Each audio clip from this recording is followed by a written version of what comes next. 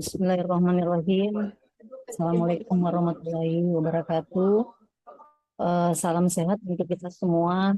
Terima kasih Ibu Erliana dari perwakilan Kementerian Kesehatan sekaligus sebagai moderator pada siang hari ini atas kesempatan pada webinar penguatan kompetensi pelayanan forensik dan mediko-legal di fasilitas kesehatan tingkat primer dalam implementasi rujukan berbasis kemampuan pelayanan atau yang kita sebut RBK berbasis kompetensi. Sekali lagi terima kasih Bu atas kesempatan yang diberikan. Saya mewakili dari kolegium di bidang 3. Saya dipercayakan untuk memberikan berbagi sharing barangkali Bu ya, karena ini teman-teman sejawat saya yang di dokter umum merefresh kembali barangkali apa yang sudah teman-teman sejawat yang sudah dapatkan dalam proses pendidikan. Em, Saya tidak berlama-lama Bu karena waktunya 1 jam. Tadi sudah diperkenalkan saya dari Unhas. Ya, seperti yang Ibu sampaikan tadi beberapa pendidikan yang saya sudah lewati. Mudah-mudahan ini bisa membawa berkah buat semua teman-teman yang ada pada siang hari ini. Baik, saya langsung saja Bu ya untuk eh, mem- apa, memberikan sedikit sharing. Tentu tujuan dari kegiatan webinar ini tidak lain adalah bagaimana penerapan rujukan berbasis kemampuan pelayanan atau kompetensi ini dapat dilakukan sesuai dengan kompetensi yang ada dan kemampuan fasilitas kesehatan. Saya merujuk dari Standar Kompetensi Dokter Indonesia yang 2012. Saya juga menyesuaikan kemarin sosialisasi yang disampaikan masih menggunakan SKDI 2012. Tentu teman-teman ingin tahu atau merefresh lagi bahwa beberapa rumusan masalah ya yang sering kita jumpai di fasilitas kesehatan tingkat pertama. Di sini saya coba membuka kembali dari SKDI 2012. Ada sekitar 17 teman sejawat mungkin juga pernah merasakan bahwa seringkali mendapatkan kasus-kasus ya bukan hanya kekerasan tumpul tajam tapi juga mungkin mendapatkan trauma kimia, luka tembak, luka listrik, barotrauma, trauma suhu, asfiksia, ya bahkan ada tenggelam, pembunuhan anak sendiri, pengguguran kandungan, bahkan menemukan mungkin ada kematian mendadak, keracunan atau jenazah yang tidak teridentifikasi, bunuh diri, bahkan kematian yang tidak jelas penyebabnya. Tentu dengan demikian, ya, yang kita harapkan dari webinar ini bagaimana fasilitas kesehatan tingkat primer ini menangani kasus sesuai kompetensi dasar dan tentu dengan kasus yang kompleks dirujuk secara tepat sehingga pelayanan ini menjadi lebih efektif, aman dan memiliki kepastian hukum.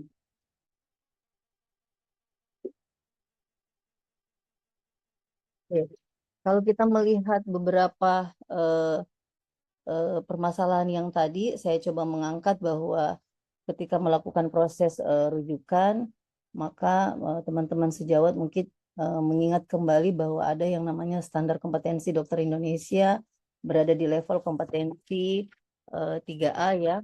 Ya, tentu pada sesi di level kompetensi 3 ini bagaimana membahas peran dokter di fasilitas kesehatan tingkat pertama ini dalam pelayanan forensik dan mediko-legal sesuai kompetensi nantinya ya. Nah, kalau kita melihat di apa SKDI 2012 eh, diharapkan di sini dokter tentu mampu em, melakukan apa diagnosis dengan benar ya. Kemudian tata laksana awal yang bukan gawat darurat, mampu menentukan yang paling tepat kira-kira apa, kemudian mampu menindaklanjuti sesudah kembali dari rujukan. Eh, Proses perujukan ini juga tidak terlepas dari level kompetensi 3B ya. Di sini perbedaannya mungkin dalam keadaan gawat darurat ya, bisa melakukan terapi pendahuluan. Di samping tentu 3B ini kasusnya lebih kompleks, rujukan yang kira-kira yang paling tepat teman-teman sejawat bisa menentukan nantinya. Kemudian bagaimana menindaklanjuti sesudah kembali dari rujukan. Nah, di sini kalau kita melihat definisi kedokteran, forensik dan medico legal, tentu prinsip utamanya adalah bahwa ilmu kedokteran forensik ini untuk membantu kepentingan hukum ya, yang bersifat objektif, evidence base-nya harus kuat, kemudian dan berbasis bukti. Ya, tentu berbasis bukti ini bagaimana menyajikan dan mendokumentasikan bukti-bukti ini dengan baik. Peran dokter forensik itu sendiri, mungkin teman-teman saya coba mengingatkan kembali di fasilitas kesehatan tingkat primer, tentu teman-teman sejawat ini seringkali ya menjadi apa istilahnya pemberi pelayanan medis di awal ya, sehingga kontak pertama pasien menjadi seringkali di garda terdepan ini di fasilitas kesehatan tingkat pertama. Nah, di sini peran dokter ini diharapkan dapat ya mengidentifikasi kasus-kasus mediko legal, diantaranya diharapkan dokter harus peka terhadap kasus yang punya aspek hukum, kemudian memiliki insting yang kuat, mencurigai sejak dari awal karena di tingkat tingkat primer ini seringkali teman-teman menerima kasus dan menjadi original daripada luka yang diterima ya, sehingga tentu teman-teman juga harus tidak menganggap semua luka ini sebagai murni medis, tetapi bagaimana dokter di fasilitas kesehatan tingkat primer ini bukan hanya mengobati tapi juga menjaga bukti. Ya, kemudian jangan lupa juga bahwa peran dokter ini di FKTP mendokumentasi temuan medis termasuk sampai pada tahap visum sederhana. Dan tidak terlepas daripada edukasi kepada pasien dan keluarga, kemudian penentuan indikasi rujukan ini juga harus diketahui dan dikuasai daripada teman-teman sesuai tabel yang tadi ya di standar kompetensi dokter Indonesia 2012. Nah, jenis kasus yang tersering di fasilitas kesehatan tingkat primer ini mungkin teman-teman juga sering mendapatkan kasus penganiayaan, KDRT ya, kekerasan seksual, kecelakaan, bahkan sampai kematian tidak wajar. Nah, tentu di sini diperlukan suatu kemampuan di dalam mengidentifikasi apakah kapan memerlukan suatu rujukan atau ini menjadi penanganan teman-teman di FKTP. Nah, bagaimana dengan alur mediko legal? Tentu ketika pasien datang, teman-teman sejawat harus memperhatikan kondisi pasien ya, apakah ini kondisi pasien dalam emergensi atau tidak. Kemudian proses anamnesis menjadi suatu awal dalam penanganan pasien, kemudian pemeriksaan fisik sampai penunjang dan pengobatan, kemudian menetapkan perlu perujukan atau tidak. Dan di sini diperlukan suatu kompetensi yang teman-teman di FKTP juga tidak terlepas daripada visum et repertum. Mungkin nanti kita bisa diskusi ya setelah selesai materi ini. Kemudian dalam anamnesis forensik tentu teman-teman sejawat jangan lupa menulis kronologi, bagaimana waktu dan tempat peristiwa terjadi, mekanisme lukanya, pelaku dan alat, apa yang sudah dilakukan setelah kejadian, pakaian riwayat dan riwayat-riwayat yang sebelumnya terjadi. Nah, di sini yang perlu saya mengingatkan bahwa anamnesis ini adalah pengakuan. Mungkin biasa teman-teman menulis pasien datang dengan bla bla bla ya. Jadi tolong di dalam menulis anamnesis menurut pengakuan pasien ya. Jadi jangan menurut kita langsung menulis pasien datang dengan penganiayaan. Jadi dari bahasa hukum, bahasa seperti ini kita hindari. Lebih baik kita menulis bahwa pasien mengaku telah mendapatkan penganiayaan. Jadi itu menurut pengakuan pasien. Atau kalau lebih amannya adalah berdasarkan surat permintaan visum ya, karena biasanya juga disertai kalau kasus-kasus forensik itu ada surat permintaan visum. Nah, di pemeriksaan luka ini sangat penting ya, teman-teman sejawat jangan melupakan bahwa dalam memeriksa luka, mengidentifikasi berapa jumlah lukanya, lokasi, ukuran, letak, karakteristik luka ya, mulai dari luka sebelum dirapatkan, setelah dirapatkan, ujung lukanya bagaimana, kemudian tebing luka terdiri dari apa, misalnya kulit, otot, lemak, ya, sampai dasar luka seperti apa, karena ini sangat menentukan nanti di dalam penentuan derajat luka, termasuk warna, ya, dan menilai fungsi daripada tubuh yang mengalami cedera. Ya, kadang-kadang kalau kita melihat kembali laporan visum teman-teman sejawat, saya seringkali diminta second opinion karena laporan visumnya itu yang tidak lengkap, termasuk menilai fungsi. Kemudian tiba-tiba di kesimpulan menilai derajat luka. Jadi kunci utama di sini adalah yang secara objektif di pemeriksaan medisnya. Ya, kemudian jangan lupa teman-teman sejawat mendokumentasi deskripsi secara objektif tentunya, kemudian mendokumentasi fotografi forensik. Di sini saya coba mengingatkan kembali bahwa di dalam mendokumentasi foto tentu ini ada menyangkut kerahasiaan, tentu harus didahului dengan informed consent ya, karena kebetulan yang memberikan materi ini adalah forensik medico legal plus dengan ilmu hukumnya. Jadi kadang-kadang informed consent ini seringkali kita mengabaikan, kemudian tiba-tiba pasien komplain ya, karena di dokumentasi tanpa meminta izin ya, meskipun sudah ada surat permintaan visum, informed consent ini wajib dilakukan untuk otonomi pasien. Kemudian catat rekam medik, kemudian lembar rujukan diisi jelas. Ini juga pengalaman yang kami di fasilitas kesehatan rujukan ya, menerima.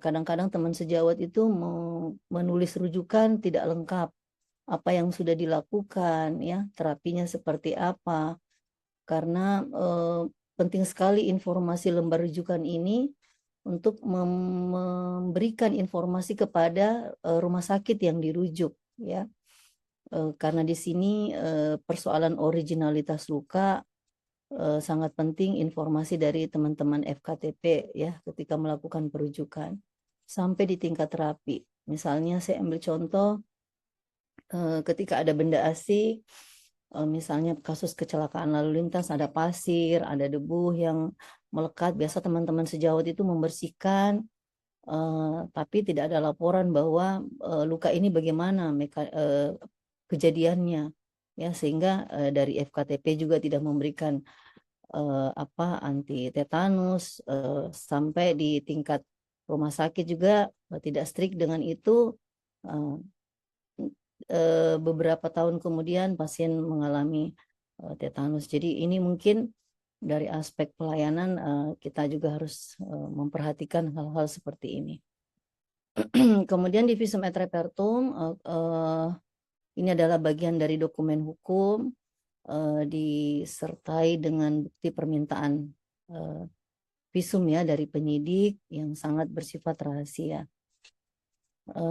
Kemudian di kesimpulan visum tentu selain memuat identitas ya berdasarkan SPP, kita menuliskan jenis luka, penyebab luka, derajat luka, dan tentu tidak menyebutkan pelaku ya, atau menyimpulkan di luar kompetensi. Nah, disinilah pentingnya tadi pengenalan daripada kompetensi ya yang perlu dirujuk dan yang mana hanya ada di tingkat pelayanan dasar, tidak perlu dirujuk. Jangan lupa juga bahwa edukasi pasien ini atau edukasi mediko legal kepada pasien, karena biasanya pasien juga meminta hasil visum ya, padahal visum ini diserahkan kepada penyidik, kemudian hak pasien juga melekat untuk mengetahui apa yang terjadi, sementara di sisi lain ada proses hukum yang berjalan. Jadi ini penting sekali teman-teman juga menyertakan sebelum proses perujukan ada edukasi medico legal. Nah, tentu di dalam menetapkan indikasi rujukan, teman-teman tadi saya sudah memperlihatkan kalau nggak salah di slide sebelumnya ada beberapa daftar penyakit diagnosis yang sudah terbagi level kompetensi minimal ya. Di situ nanti menjadi kerujukan teman-teman di standar kompetensi 3A, 3B, dan level 2. Di etika profesional, kita sebagai dokter tentu tidak terlepas bahwa apa yang kita lakukan ini adalah bersifat objektif, tidak memihak, dan menjaga kerahasiaan pasien. Izin Ibu, apakah langsung pada simulasi kasus atau bagaimana Bu? Ya, silakan Ibu, langsung aja Bu. Oh iya, baik. Di sini nanti sesi diskusi langsung ya, setiap Langsung kasus Bu. atau Iya, langsung langsung saja Bu. langsung saja ya? Ya. Ya, ya. Karena ini ada disiapkan 5 kasus, saya mengharapkan ada sesi diskusi dari teman-teman FKTP dari beberapa kota ini Bu ya, ada dari kota Bandung, kota Makassar, Kabupaten Tulung Agung ya Ibu ya, sama satu dari Muara Enim. Ya, Muara Enim. Muara Enim. Ya, mohon izin para teman sejawat saya, kita masuk pada sesi case ya. Saya coba mengangkat kasus penganiayaan. Mungkin bisa sama-sama ya saya membaca kasusnya. Seorang perempuan ada berusia 35 tahun datang ke IGD rumah, ini harusnya puskesmas ya, meminta visum setelah mengalami penganiayaan oleh teman kerjanya 3 jam yang lalu. Pasien cekcok dengan teman kerjanya karena pasien dituduh menjadi simpanan bosnya. Pasien tidak terima dituduh lalu menjambak rambut pelaku, dan pelaku membalas dengan menonjok lengan atas kiri pasien dan mengancam akan membunuh pasien. Selama bekerja di kantor tersebut, pasien sering disindir oleh teman kerjanya sebagai wanita nakal. Pasien telah melaporkan kejadian tersebut ke Polres setempat. Penyidik yang mendampingi membawa surat permintaan visum. Dari hasil pemeriksaan kita dapatkan GCS 15, tekanan darah 120/80, frekuensi nadi 80 kali per menit, frekuensi napas 20 kali per menit, suhu 36,5 derajat Celcius. Didapatkan luka seperti pada gambar berikut. Apakah slide ini masih terlihat? Mohon izin Ibu. Ya. Mungkin dari teman-teman saya butuh partisipasinya. Ya, mohon izin Ibu, boleh menyebutkan nama Ibu untuk diskusinya? Ya, nggak apa-apa, silakan Ibu. Ya, baik. Terima kasih Ibu. Izin kepada teman-teman dari FKTP, saya mengundang teman sejawat saya untuk bersharing ya, bersharing di kasus ini. Ada Dr. Astri Kania. Dr. Astri, apa kabar dokter? Maka Dr. Astri bisa bergabung.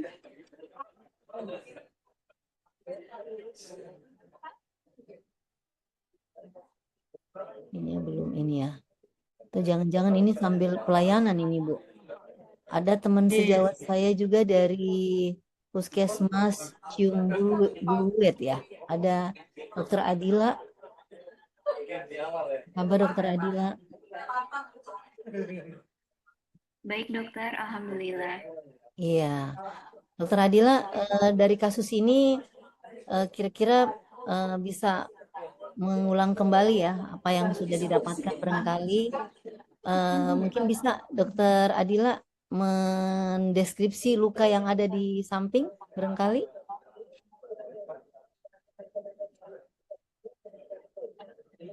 Ini lukanya ada di daerah. Apakah Dokter Adila masih monitor? Ya, izin dok, mungkin itu di daerah lengan, lengan bukan ya dok? Ya, kalau kita melihat kasusnya tadi diinfokan Menonjol eh, lengan. menonjok ya lengan atas kiri pasien.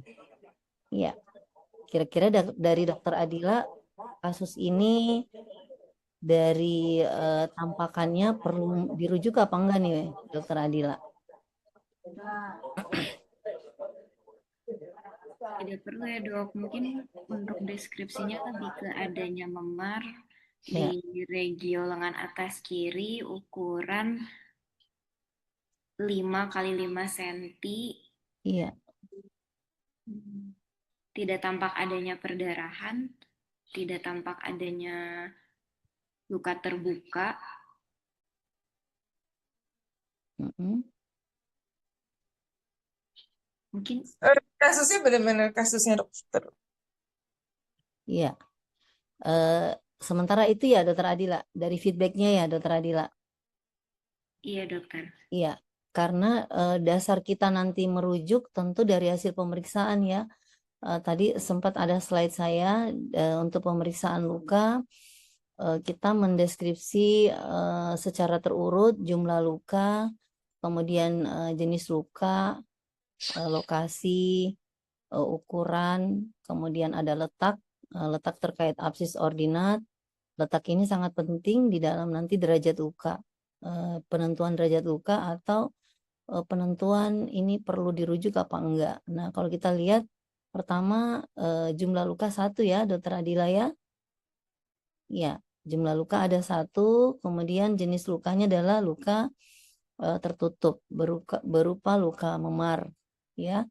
Kemudian dengan ukuran bentuk ukuran 5 cm panjang, kemudian lebar 4,6 cm dengan permukaan kulit kulit ari tidak terangkat. Pada permukaan tampak warna luka berwarna kemerahan ya, kemerahan keunguan.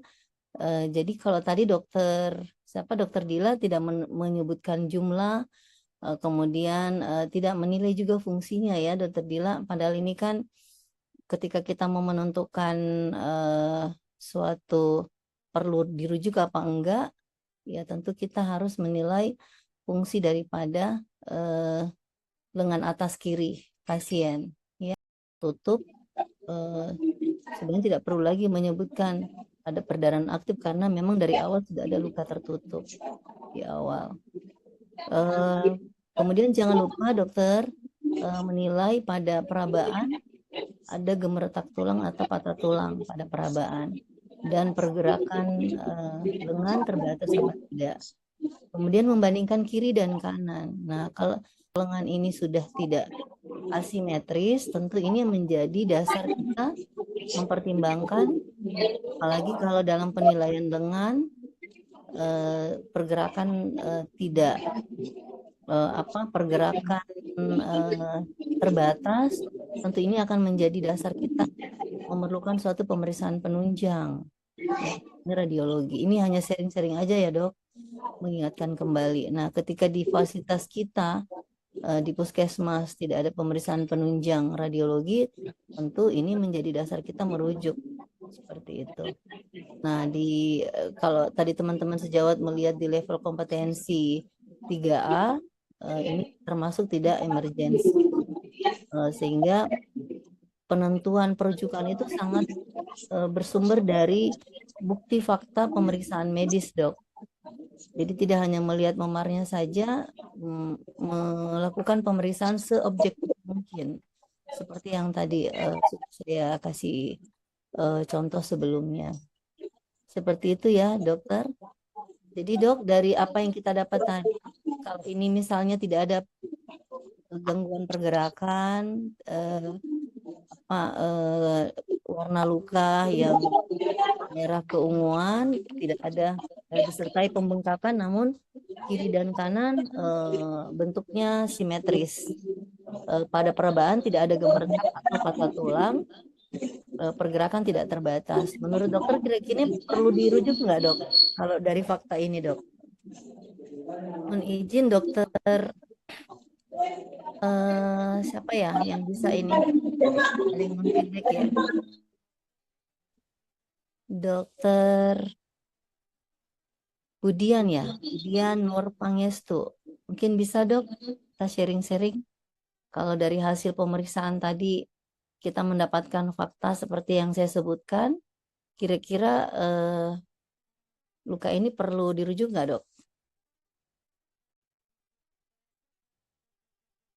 Dokter Budian, bagaimana? Ada tanggapan? Atau mungkin ada teman-teman sejawat yang bisa raise hand saja? Ada yang waktu untuk memberikan feedback? Silakan teman sejawat.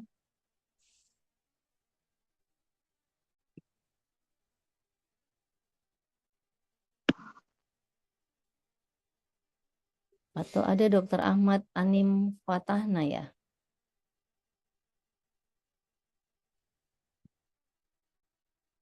Izin, Bu. Ya, silakan.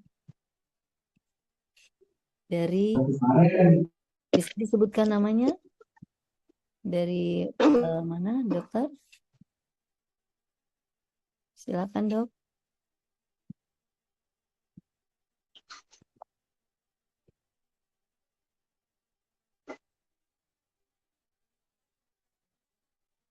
Silakan, dok.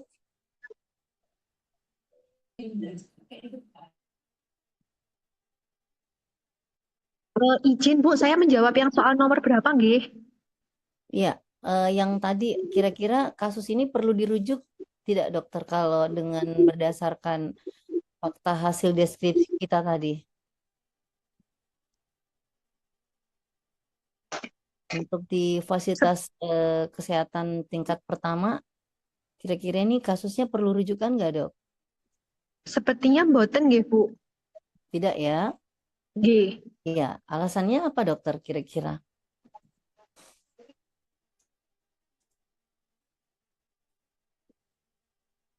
Karena dari luka tersebut sudah nampak kalau itu akibatnya karena benda tumpul. Iya. Baik. Ada lagi yang mau ditambahkan, dokter, atau cukup? Cukup, Bu. Iya, baik. Jadi untuk dasar jawaban bahwa ini karena dia ada trauma tumpul, sebenarnya itu belum cukup kuat ya, dok, untuk mengatakan bahwa ini tidak perlu dirujuk. Karena ada juga jawabannya trauma tumpul, ya memang harus dirujuk.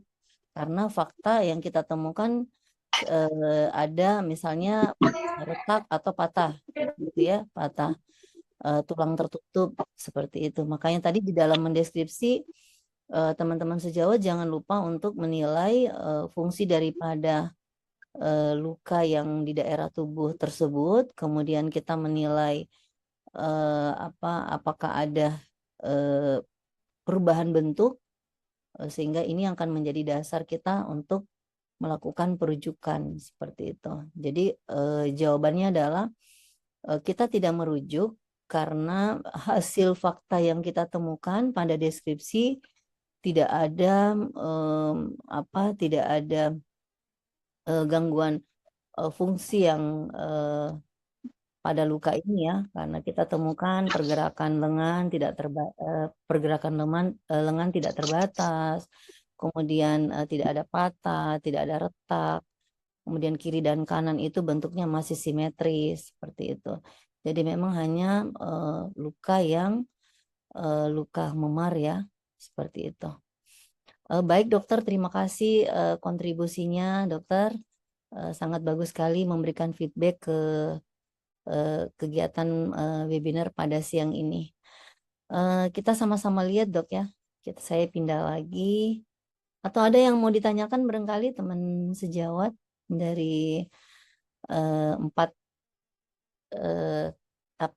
kota dan 2 kabupaten ini saya lihat ya. Mungkin ada yang belum silakan. belum ada. Belum ada ya. Enggak, kok PT gua Japri bilang. Aku bilang Ya, gini, baik.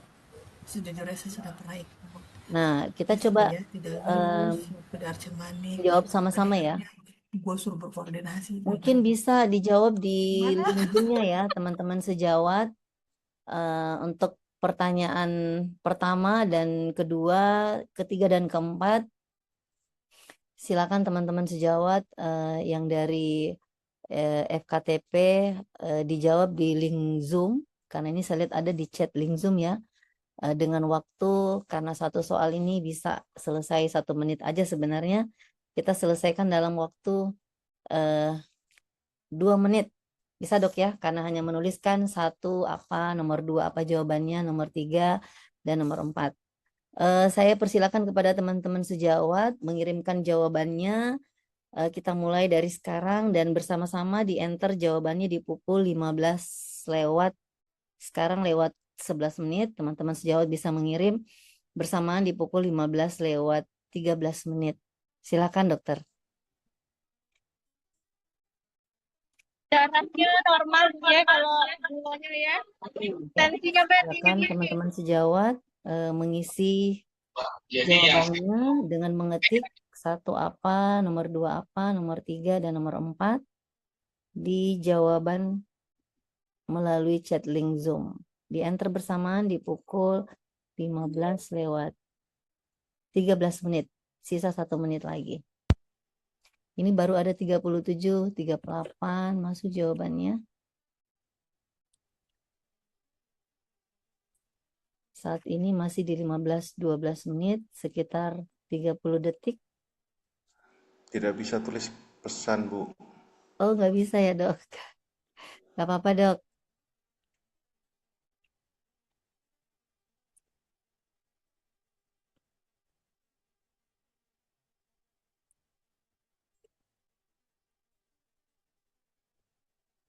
Ya, sekitar 15 detik lagi.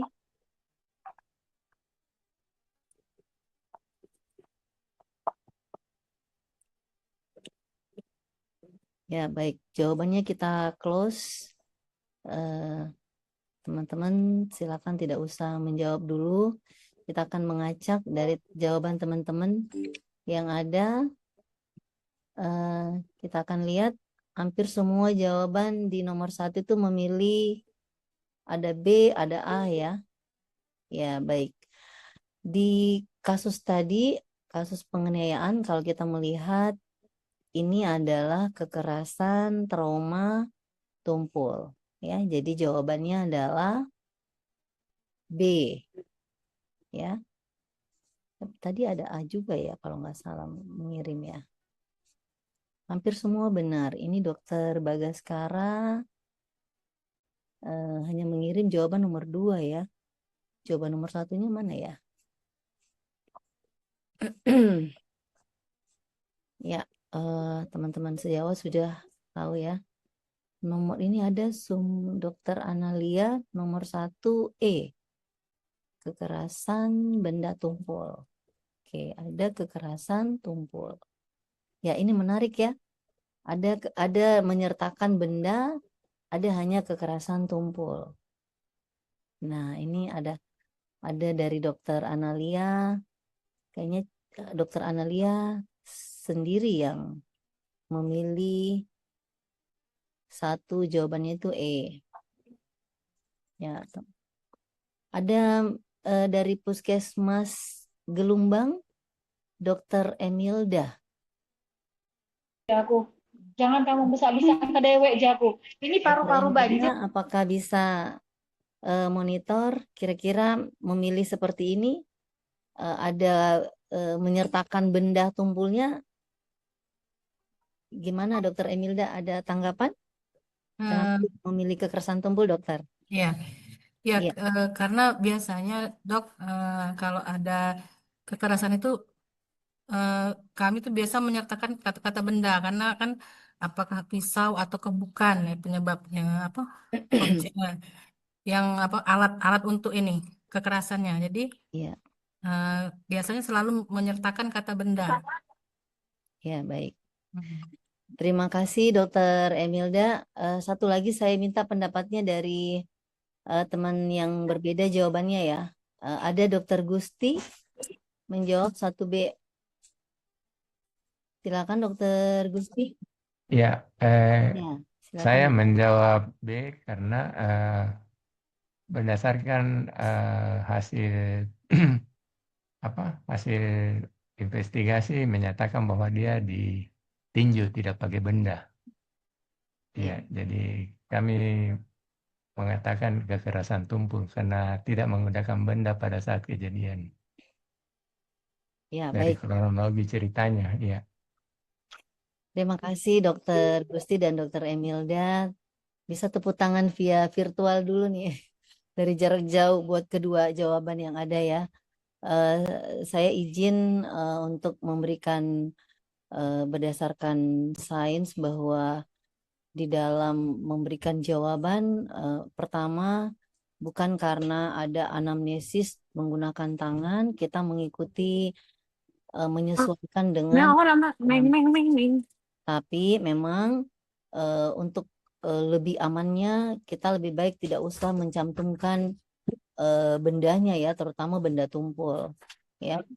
Jadi kita merujuk jawaban adalah kekerasan tumpul. Kayaknya Ya, pasien David. karena kalau kita Kayaknya pasien mencantumkan David. dengan benda Masa tumpul calon. ya, kita kan tidak melihat peristiwanya ya. Dia menggunakan benda kah atau bagian dari tubuh kita gitu. Sementara bagian dari tubuh kita itu bukan bagian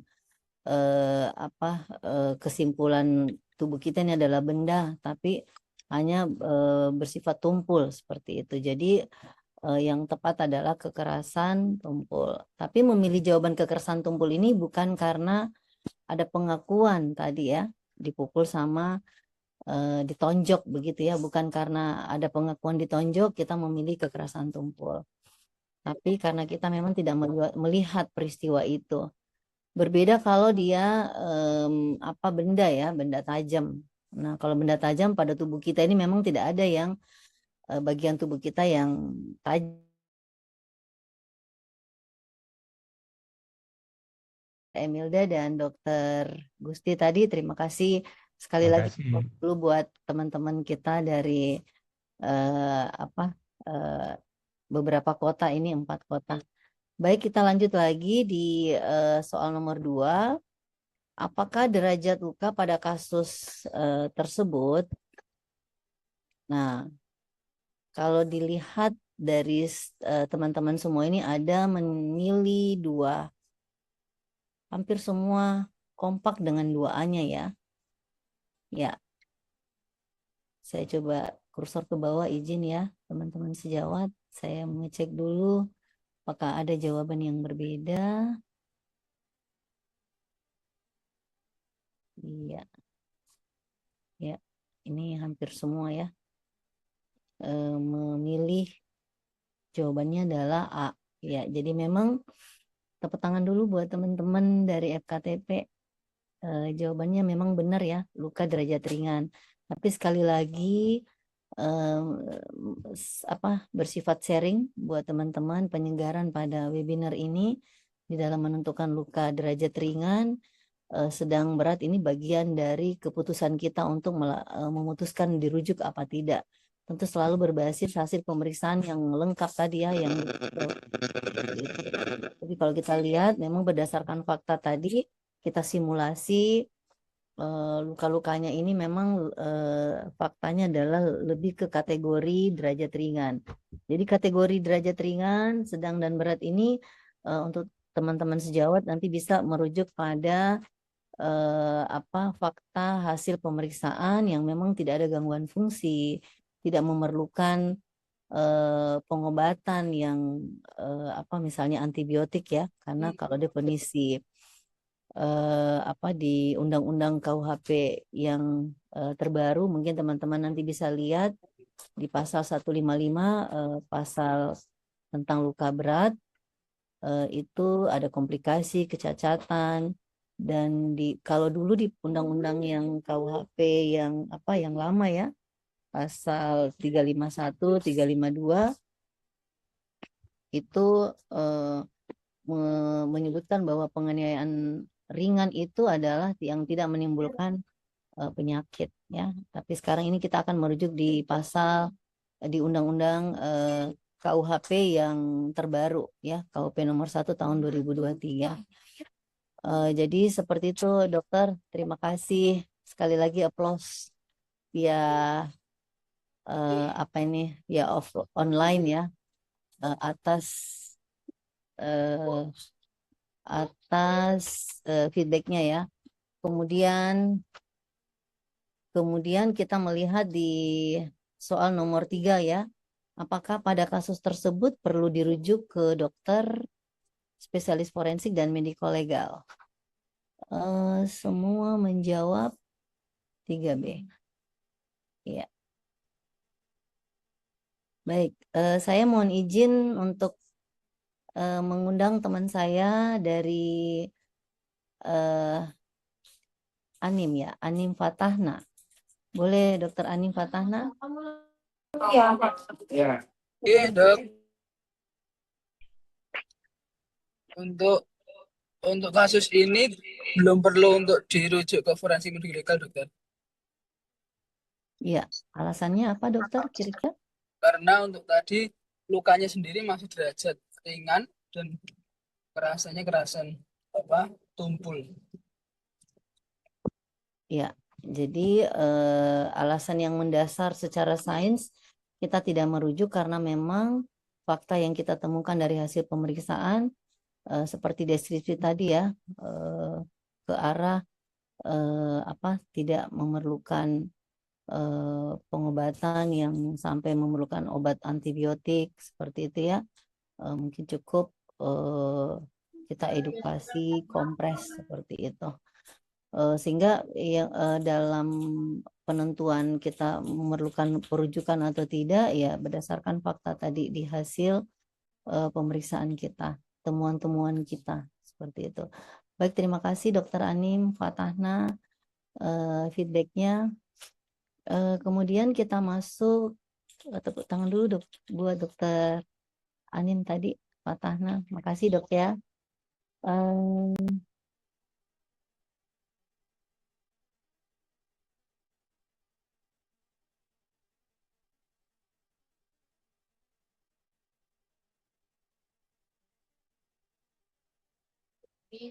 Ya, baik. Kita lanjut lagi di soal nomor 4, Dok ya. Kepada siapakah yang paling tepat untuk dokter memberikan inform concern terkait kondisi pasien tersebut? Kalau melihat jawabannya ini hampir semua memilih di jawaban D ya. Ya. Tapi ini ada jawaban. Ini ada jawaban dari Hardi Wijayanto. Menilai jawabannya di pelaku. 4 itu jawabannya pelaku. Dokter Hardi Wijayanto, apakah monitor dokter? Ya dok, silakan dokter. Ya, menurut saya karena kasus hukum ya, jadi kita harus konfirmasi juga ke terduga atau tertuduh yang dari kesaksian dari penderita atau pasien itu. Ya, sedapatnya juga kita mendapatkan inform concern juga bahwa ada keterlibatan apa tidak yang mungkin bisa terkait dengan keadaan dari pasien. Kalau itu dugaan saya begitu. Ya, baik. Terima kasih Dokter Hardi Terima Jayanto ya Dok atas Iya. feedbacknya. Ya, mohon izin Dokter karena kita adalah profesi dokter, mungkin kita lebih concern bahwa inform consent ini terkait fokus pada pasien kita Dok ya. Jadi Begitu ya. iya, jadi pada kasus ini adalah pasien sendiri ya yang perlu kita inform concern karena memang selain dewasa yang kita periksa adalah pasiennya. Tapi kalau terkait pelaku mungkin nanti saya bisa mentoleransi kalau dokter juga polisi ya seperti Iya. Iya. mungkin, barangkali ada dua profesi yang dokter sekaligus seperti itu ya. Kebetulan dokternya juga penyidik. Nah, seperti ada teman sejawat saya juga ya, dia polisi, tapi ketika kita memposisikan diri sebagai pada pemeriksaan ini adalah kita adalah dokter, maka kapasitas kita, kompetensi kita adalah sebagai dokter ya terkait dengan pasien yang kita periksa seperti itu Dok ya. Dan si pasien kita ini kan memang sadar dan dewasa, jadi tentu adalah yang kita inform concern langsung adalah pasien sendiri. Punya motif ya. Bapak dari baik, sebelum saya lanjut karena kayaknya udah 1 jam ini, bagaimana Ibu moderator Ibu Erliana? Apakah kita masih lanjut dokter? Mohon izin Ibu Erliana.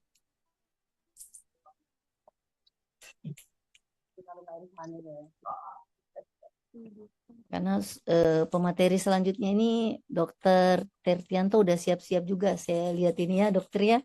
Mungkin dokter sibuk juga gitu kan, menunggu lihat-lihat jam. Ini udah 1,5 jam ini saya Dok. Ya Ibu Erliana, apakah kita masih lanjut Dok? Mohon izin Bu. Iya, iya Ibu. Sekarang sudah 14:27 ya. Iya. Masih ada waktu 10 menit Ibu. Oke, baik. Kalau Saya lanjut mau digunakan ya. Iya. Saya lanjut di kasus kedua ya. Mungkin mohon izin Dokter Tertianto, satu lagi Dok. Iya. Biasa kalau kami di forensik melihat gerak-gerik itu sangat penting karena itu sinyal. Saya izin Dok, masih ada waktu 10 menit.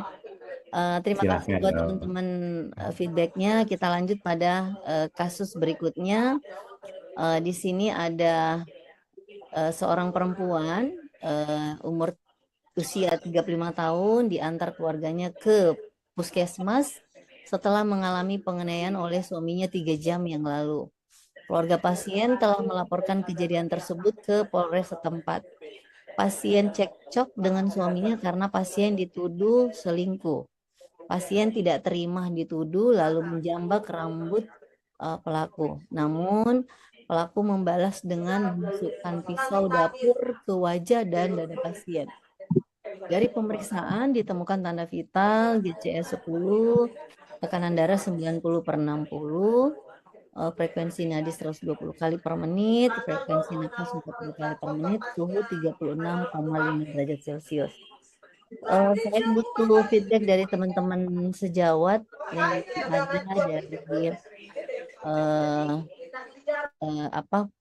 dari FKTP ya, mungkin bisa supaya lebih hidup diskusi kita. Mohon izin saya mengundang teman sejawat saya, ada dari Sukaraja Aksa Ali dari Puskesmas Sukaraja. Apakah Dokter Aksa Alia masih stay dokter? Saya khawatirnya yang ikut ini sementara bertugas ini Bu, Ibu Erliana. Iya. Saya udah ambil waktu yang siang ya. Iya. Sembari menangani juga monitor di telinga. Mohon maaf ya buat teman-teman kalau pas saya mengundang teman-teman feedbacknya, kalau lagi menangani disilakan di feedback Dok supaya kita cari teman-teman yang lain ya. Ada Arista ini, saya lihat ada Ari barangkali.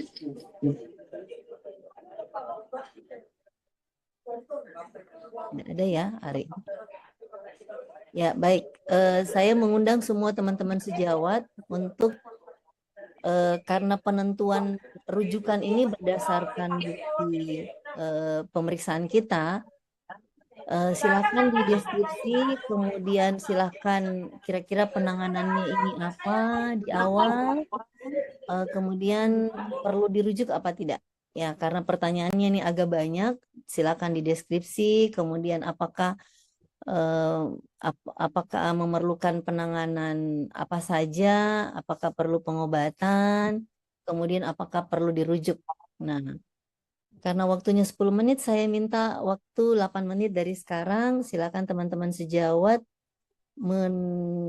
menulis deskripsi, kemudian penanganannya apa, kemudian perlu dirujuk apa enggak gitu.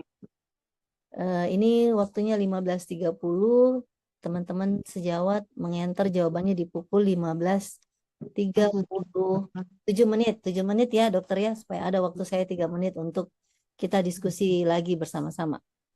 Silakan dokter, diketik bareng bersama-sama dengan pertanyaan tadi, di chat di Zoom jawabannya secara bersama-sama di pukul 15:37 menit dari sekarang.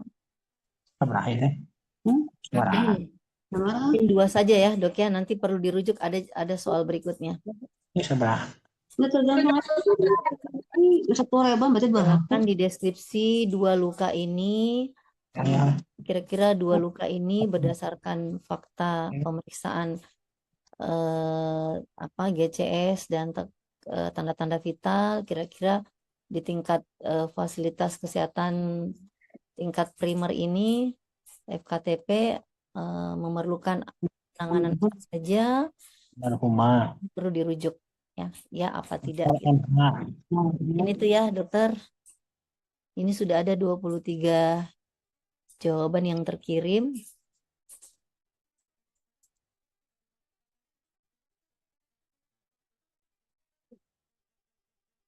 Ada 24 dari peserta hampir 30 sini Ibu Erli ya. Pesertanya ya, Bu. Peserta dari Kota Bandung ada berapa, Bu?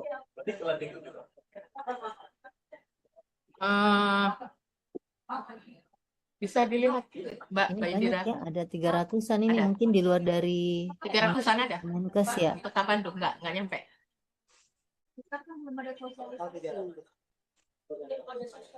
Belum terlihat ya, masih dicek. Belum ada sosialisasi, tapi kita sudah info Pak. Ya, himbauan itu sudah kita sampaikan ke PMK terutama gitu ya. Oke, tambahan Berapa? 183 dari Kota Bandung. 108 Bu ya? Banyak Ya, Bu ya? 183 ya. Banyak. Kayaknya peserta yang paling terbanyak dari Bandung Bu ya? Kota Bandung Makassar ya. ada berapa Bu? Gimana? Dari Kalau Makassar ada berapa Bu? dari Makassar yang tadi itu sedikit ya yang baru bergabung. Mungkin bisa di rename Bu ya. Ini maksudnya nama baru Makassar atau Bandung gitu Bu ya. Kemudian nama puskesmasnya apa? Tapi kan untuk CKG kan belum. Dia kan ditanya itu CKG. Ya, ini waktunya sudah 15.33. Kesepakatan kita tadi di pukul 15.37, masih ada 4 menit. Ya baik, menunggu jawaban daripada teman-teman yang lain. Mungkin dari jawaban yang sudah dikirim, yang merasa jawabannya yakin 100% benar, bisa raise hand, dokter. Silakan dok, ini ada 65 jawaban. Monggo silakan teman-teman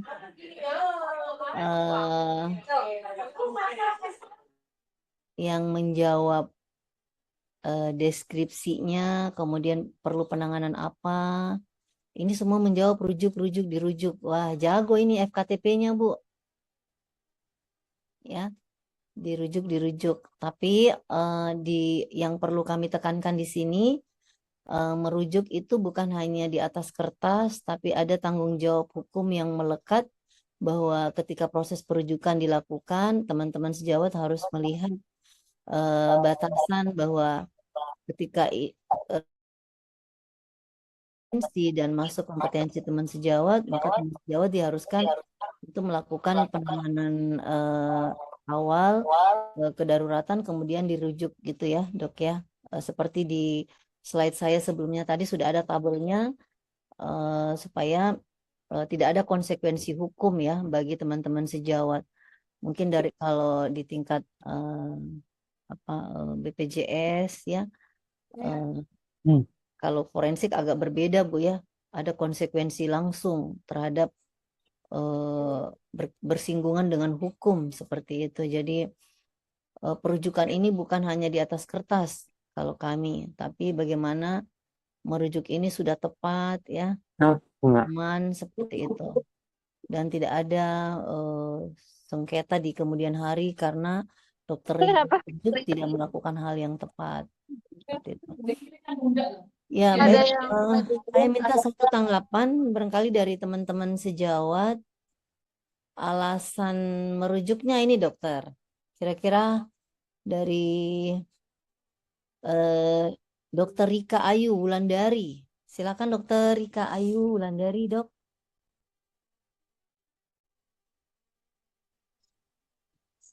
Ada Dokter Rika?